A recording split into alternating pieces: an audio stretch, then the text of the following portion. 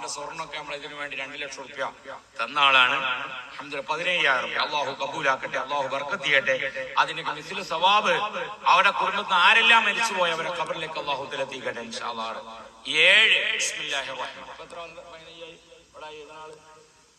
എത്ര 5. അപ്പൊ 6-ാമത്തെ ഷിയാബിന്റെ കൂട്ടിയോ? ഷിയാബിന്റെ കൂട്ടിയോ? അപ്പൊ 6-ാമത്തെ 6-നായില്ല പോലെ 5. 6-ാമത്തൊരു പനി ഓന്റെ പേര് 6-ാമത്തെ ഓന്റെ പേര് ആണുങ്ങള് അതിന് വാപ്പാണ്ണങ്ങൾ ഇടപെടണം. അങ്ങനെയാണ്. അങ്ങനെ എല്ലാ വാപ്പാരും ഇടപെട്ട എങ്ങനെ ഉണ്ടാവും? എനിക്ക് വേഗം പോകാം. അൽഹംദുലില്ലാഹ്. ഇപ്പൊ 6 ഇനി ബാപ്പാനും കൂടി കൂട്ടിയ 7 മകന്റെ വക കേട്ടോ. മകൻ പറയാ 7-ാമത്തെ വാപ്പാൻ ഒന്നും കൂട്ടിയ 7-ാമത്തെ വാപ്പാനെ കൂട്ടിയാലേ എന്തൊരു മക്കള്, നല്ല മക്കള്. വാപ്പാക്കും എല്ലാവർക്കും ബർക്കത്ത് ചെയ്യട്ടെ ഇൻഷാ അല്ലാഹ്. ഇനി ആരാ 7-ാമത്തെ ഒരാൾ? ബിസ്മില്ലാഹിർ റഹ്മാനിർ റഹീം. 15,000 തൗഫീഖുള്ളവർ ഇങ്ങനെ പറയും, അല്ലാത്തവരും അങ്ങനെ കുത്തിയിരിക്കും. അത്രേ ഉണ്ടാവുള്ളൂ. ബിസ്മില്ലാ. ഇനി മുക്കയ്യഫ് വേണോ?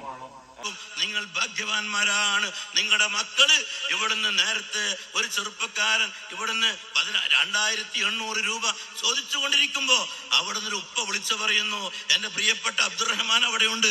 അബ്ദുറഹ്മാൻ മാഷ് അവിടെ സയദിയിൽ പഠിച്ചു വളർന്ന എന്റെ പ്രിയപ്പെട്ട എന്റെ ശിഷ്യൻ, എന്റെ പ്രിയപ്പെട്ട അബ്ദുറഹ്മാൻ അവിടുന്ന് പഠിച്ചു വളർന്നു. അവിടെ തന്നെ അധ്യാപകനായി ഇന്ന് വലിയൊരു ഉദ്യോഗസ്ഥയിലേക്ക് എത്തി. അള്ളാഹുവേ ഇനി നീ ഉയർച്ച കൊടുക്കണേ തമ്പുരാന്.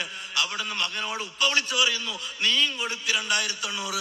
ഒരു മടിയും കൂടാതെ മകനും കൂടി എഴുതുന്നു, മാസത്തിൽ 1,800. എന്റെ പ്രിയപ്പെട്ടവര്, ഇതല്ലേ ഉപ്പയും മക്കളും? ഇതാണ് സുന്നത്ത് ജമാഅത്തിൽ പ്രവർത്തിച്ചാൽ കിട്ടുന്ന നേട്ടം.